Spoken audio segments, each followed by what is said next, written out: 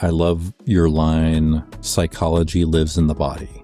Our sensations, patterns, awareness, and ways of knowing.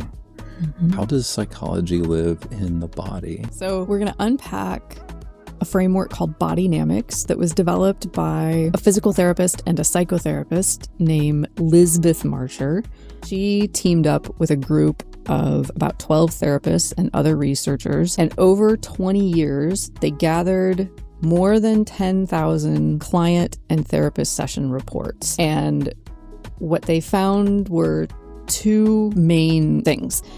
So they mapped rather systematically over 200 individual muscles that are in our body. They tested for, how tight or how relaxed or how maybe overly relaxed, like how flaccid is this muscle.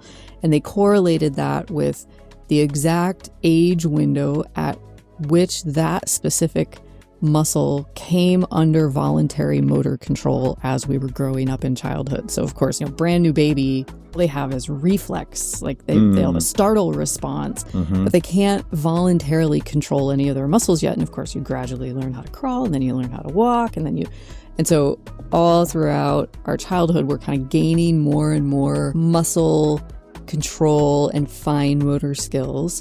So they mapped at what point are we able to move that voluntarily? And then what is the psychological function of that muscle? So for example, our triceps, when we need to push something away from us, we are engaging our triceps. Other muscles as well, but that's the big one. Hamstrings are like when we have a drive and we want to get somewhere. There's other parts of our body that gets engaged when we feel like we need to hold our boundaries.